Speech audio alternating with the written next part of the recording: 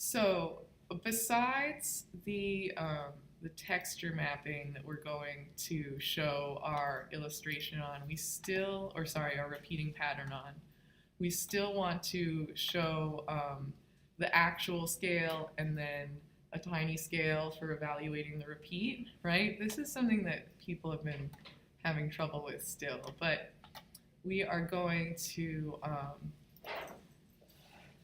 make a new artboard, and I can make sure that artboard is,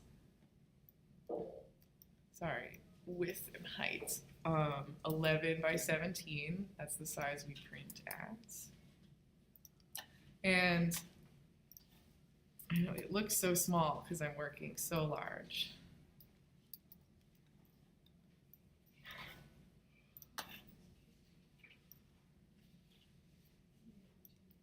This print that we just designed doesn't fit on the board, but that's okay. We still want to see it at this scale, guys. We still want to see a print of it at the large scale because there might be tons of detail in there that you have spent time and juicy minutes putting into it that we want to see. What's up? Something that we didn't really go over the last class, but just like quickly, how to move. Yeah, when we scale it so that we get it to the right place. I was about to say it. So yeah, this isn't the best part of my pattern that I want to show off. I want to show off maybe this part with the two girl heads or whatever. We can move it by going to, so I'm right-clicking, transform, move, and let's set it so they're both at 0 right now. And we want to uncheck transform objects, and we're just going to have transform patterns checked, and then we can click into here and adjust them to whichever particular part of it that you like. And we can get into that a little bit further in a second. Okay, so that looks good, and maybe I print that one. My next one, my next new artboard and new rectangle, we want to right-click, transform, scale, and we want to scale the pattern down. Even though this pattern is probably never going to be seen on a piece of clothing and like show, you know, more than one of the repeat. Maybe you've designed it that it's that big, it's taller than a human. We still want to see it in repeat in this small scale. This is important. The positive 21 there. Now it's right side up. In order to evaluate your repeat, and even though probably the smoothness of your repeat is maybe not going to be, depending on what you do, as important in this one-ish, we still need to see it, and it's just good policy to show both of them. Okay, and then we'll do the colorways for this very quick, although you don't have to do colorways. The last class wanted me to review how to get the colorways lined up on an artboard so that it's seamless between the colorways. Would you guys like me to review that? I'll do it really quick. So we don't have colorways due today. This is an aside. Nope, just one colorway, one print, one design board, and one texture mapping. Today we do, but not next week. Sorry. No, it's fine. I'm just like Next week. I'm so sorry. I hate giving misinformation. Okay. I'm going to save a copy. So now we have two colors of that. On my artboard or on a separate artboard, or a lot of people have been liking to do it on this artboard, like the small scale. They show one color repeat in the large scale, and then their two other colorways are in a smaller scale. I think it's fine. I think it looks good. as long as you guys are kind of trying to be consistent across your portfolio, I think that's more important. Right now, if we adjust it, let's see what happens. It shrinks the pattern too. So if I wanted to make this half the page in order to show one colorway on one side and one colorway on the other, it's shrinking the pattern. We can always turn that off by going to Arrange Transform, or sorry, right click Transform. And Transform in this case is going to act as kind of more like settings. So if I go to Transform Scale, and if I don't scale it at all, so that's not actually 0, it's 100% instead. And I'm going to check Transform Objects and uncheck Transform Patterns. I don't want the pattern to move. I want the pattern to stay exactly the same. So I can hit OK, and now when I adjust it, there's no distortion. Now, if I, hold on.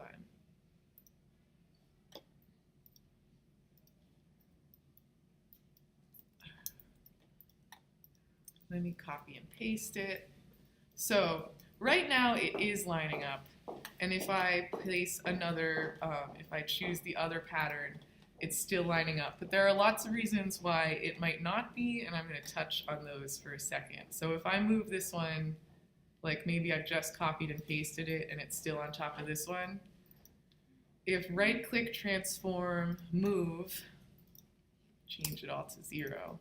If right-click, transform, move has patterns, transform patterns checked, if it has it checked, then when you move an object, the pattern is going to stay locked to that object, okay? So it came from over here where it looks like that and it still looks the same. So if we do the opposite and we right-click, transform, move, and we have this unchecked, then we can, the patterns will move, or they'll stay, the pattern will stay in place behind the objects, and you're kind of like moving it in front of the objects. Anyway, that's that, just as a review. It's all about the right-click, transform, guys, and all of these having transform patterns checked and unchecked is a big part of getting things to line up and scale correctly. Okay.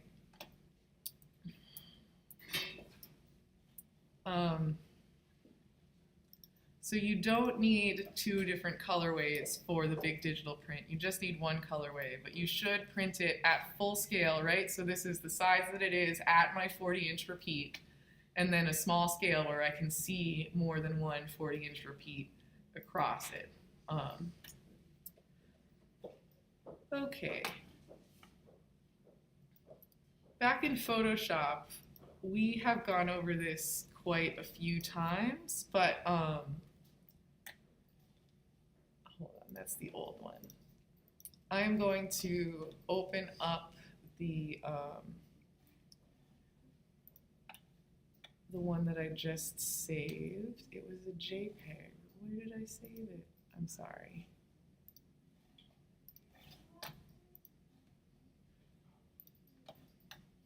Documents.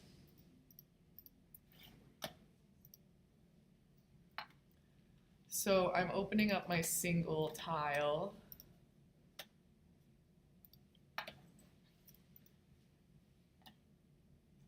And this is a straight repeat already. I didn't make it a half drop or whichever. So we can just go to Edit, Define Pattern, and it's already in here. And it'll be defined when we hit OK. And just to check, we can always go to Layer, New Fill Layer, Pattern, and get the get a whole layer filled with the pattern, and then we can scale it down to see and make sure it's repeating correctly. And it is. So I think I'm probably going to want this at about 10%. I know last week I was talking about how you should always use it at 25 or 75 or 50%, but I think I'm just not going to be too concerned about that right now. So this should look, when we're putting it on here, like it's 40 inches across the garment. So I've already color blocked this girl out, and this is one of her legs. So I can kind of use that to guesstimate what 40 inches across looks like. 25, 20, maybe that's 40, maybe 15. And let me shut off my other layers, or I'll trash them.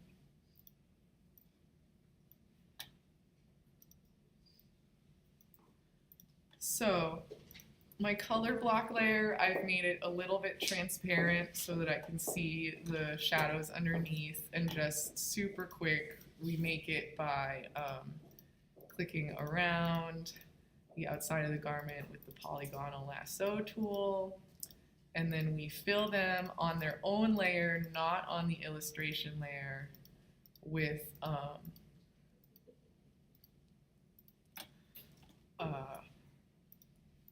a random color. And this is just so we can easily select it again. I know it might seem kind of pointless to do the color blocking layer, but I think it's important, because if you mess something up, then you don't have to select everything all over again. Like if you don't like the pattern that you placed on it, or you don't like the size, you can easily grab it again without thinking about it. I've already done a purple. So with my pattern fill layer, I can't do any sort of manipulation on it. Like if I wanted to do any of the warping or whichever, I would have to right click on the layer and choose rasterize layer, and now it's just normal pixels. And if we wanted to, we could go to edit, transform, warp, and it's probably a good idea to put your color block layer on top of it first, so you can kind of get an idea of the size. And I'm going to duplicate this layer. You can always right click on a layer and choose duplicate. Sorry, wrong layer to duplicate. Because I'm going to be using this pattern again, it's just easier than choosing layer, new fill layer, pattern every time. But anyway, edit, transform, warp. The reason I did my legs in two different colors, right? I have a leg that's purple and a leg that's green, and maybe I even should have gone up the crotch, is because we don't want them to line up too perfectly across the pattern, right? We want them, or across the garment, we want them to look like separate legs. If this large scale pattern perfectly lined up across the legs, we would easily be able to tell that it is digitally rendered. Hit enter to apply the transformation. Then on my color block layer, I can grab the green just by clicking on it and go back to my fill layer, Command Shift Inverse, and hit delete. So last week we only put it on photographs, right? But this time I'm showing you a illustration. I'm going to choose multiply, right? This is the opacity setting, multiply. And on this type of illustration where I have a lot of texture and tone to it already, I think it's working pretty well. I wish I had given this a yellow background. I think it would look better, but that's the idea anyway. So in the next one, we could choose to warp it, or we could always just kind of get the correct placement on the garment, something we like, and then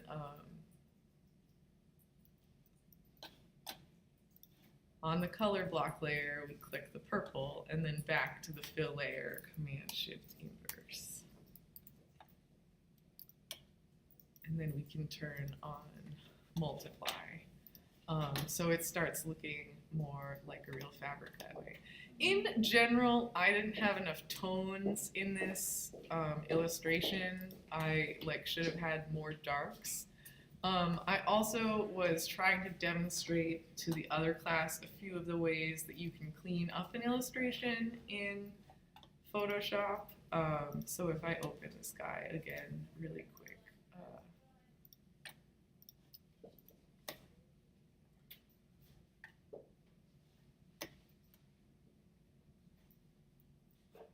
Oh, it's already, sorry.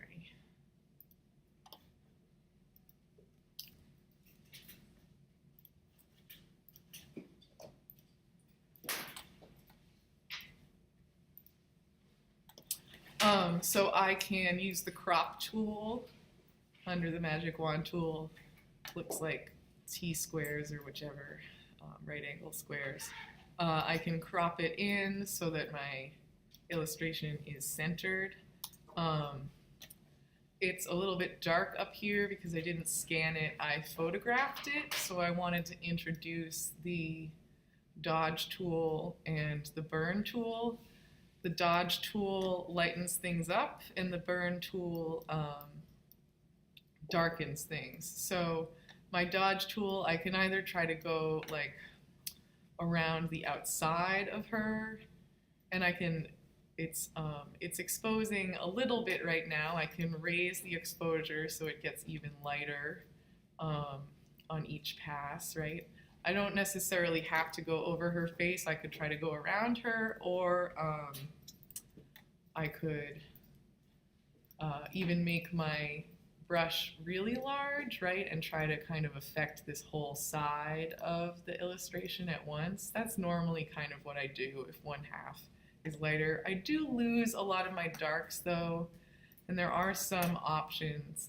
If we grab the burn tool, we can try to kind of bring some of these darks back in, maybe too many darks.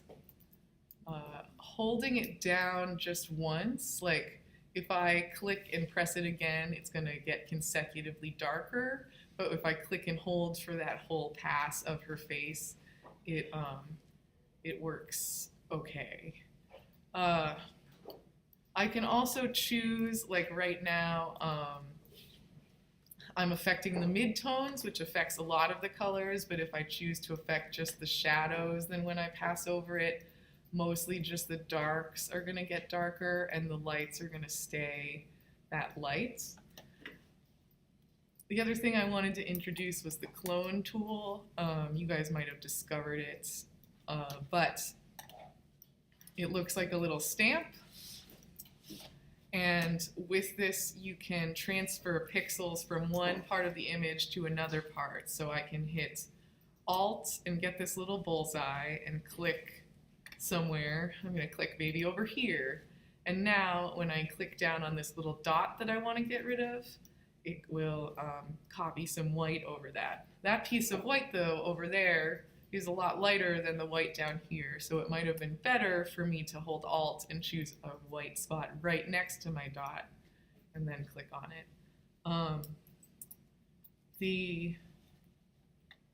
The clone tool is kind of tricky. If you had a white background and some stripes that you were copying with the clone tool.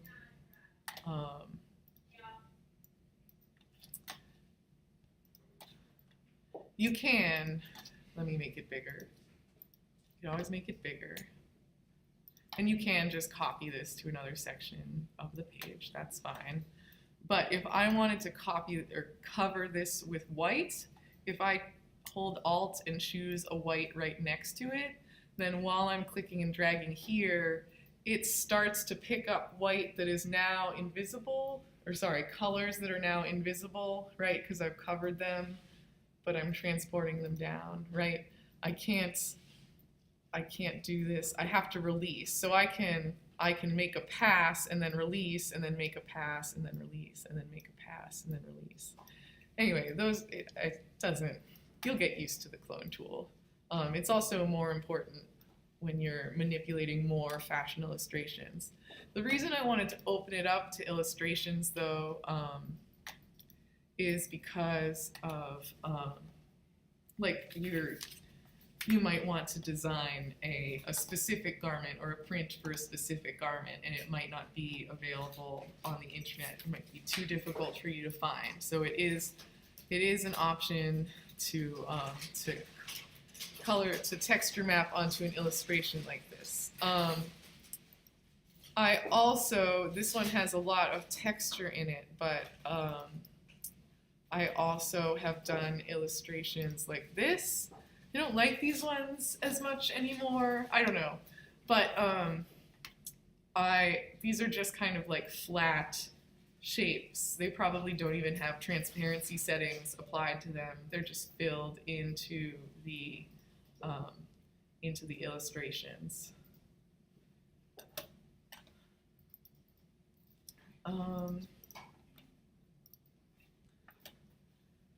Okay, so that's that guy, and you could clean it up better than I have if you liked, or you could scan it and then you probably wouldn't have to do as much cleaning. I have trouble because I'm lazy and I don't scan stuff, I just take photos. And you could always put it onto a photograph of a white garment. That's also totally acceptable. And then I wanted to offer you one other option, which is if you wanted to, and this is what we're going to be doing next semester, but if you wanted to, you could try to illustrate your garment in Illustrator, and as long as you make closed shapes, you can fill your pattern right in there. So if I wanted to draw a skirt onto this, I'm putting it on a layer in between the shirt and my croquis. But if I wanted to draw a skirt onto this, as long as I made sure, this is a terrible skirt so far, but I think it's all on guard. I just would want to make sure that my initial layer that I'm laying down is one solid layer. So there's my really rough skirt. I could spend a lot more time getting this to be precise, but I could fill it with my pattern. It's very easy to get your original patterns from another file to an illustration file just by copying and pasting a rectangle. So this rectangle that has my pattern in it, I can just do Command or Control C and come over here and do Command paste, and see my swatch has been added to my file, and I can hit delete actually, and my swatch stays there, and then I can apply it to these garments. Right click, transform, scale, or more like 20. Ugh.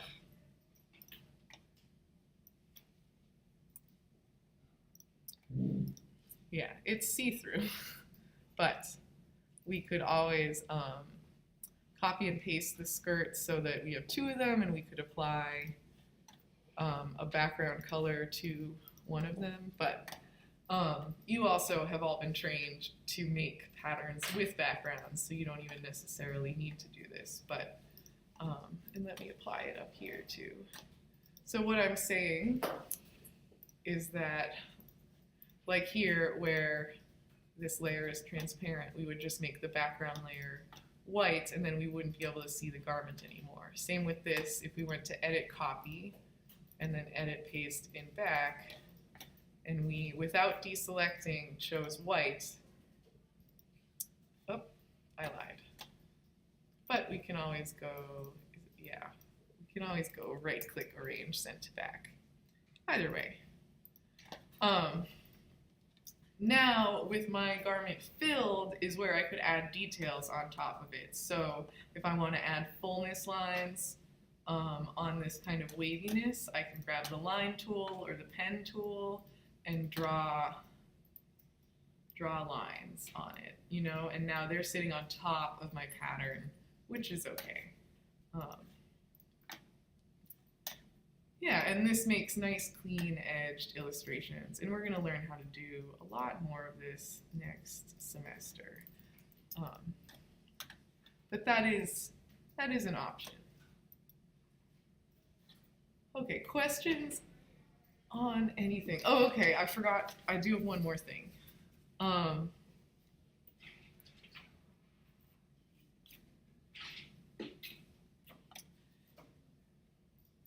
If you would like to do some sort of engineered print, like maybe we were going to make those chains like that sit on the front of the garment, I think that's totally doable. I'm just going to make a rectangle that's 40 inches wide and fill it with white.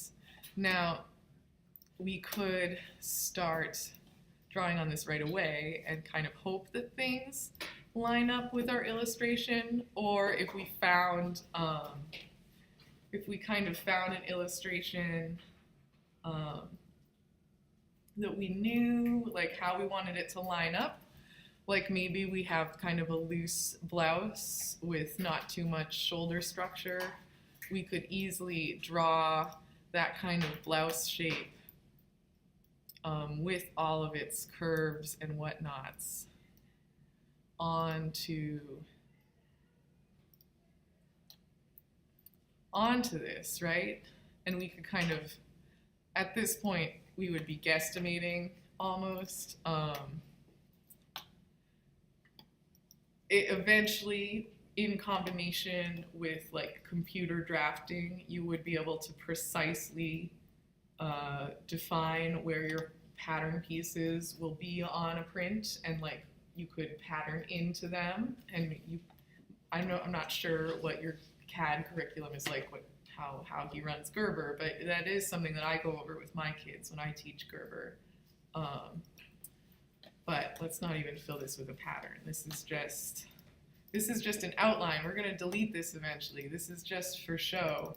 And what we could do is we could start drawing our shapes on there and then make it a repeating pattern after that. So if I grab my brush tool and I start drawing like...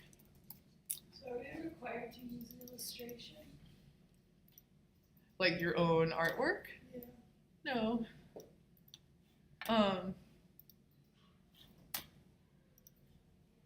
I think if you used a photograph, that would be fine, or if you worked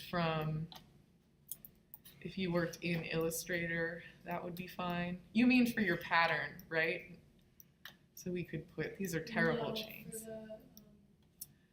For the, for the photo, sorry. Still no. I was demonstrating how. You do not have to. You could put it on a photograph of a white garment, just like we did the last 2 weeks. This is just a new option. Same with this guy, just another new option for demonstrating how your clothes look on garments. But I could start kind of guesstimating where these things go across the garment, right? And then make a repeating pattern out of this. This is a terrible example, but does that make some sense? Like maybe we want to have flowers over here. I keep trying to change the color and it's not changing. Oh, because I keep trying to change the fill color and it's blind. So maybe we have. And we could end up exporting or making this into a repeating pattern and deleting the outline of the shirt. We wouldn't want that. Right, but this could be brought into pattern design and turned into some sort of repeat with more thought put into it than my 30-second pattern here. I hope that makes some sense. Mostly it's about designing something large scale where you've thought about how it interacts with the body. Questions on anything? Do we have any guidelines for what the concentration of our print is? You mean like what the motifs are? Yeah. No, they can be anything. And you don't have a limit on colors, so they can be millions of colors if you like, or hundreds of colors. And you don't need a palette. Cool, guys. You just need, so you just need the mood board, the print, and the design texture map.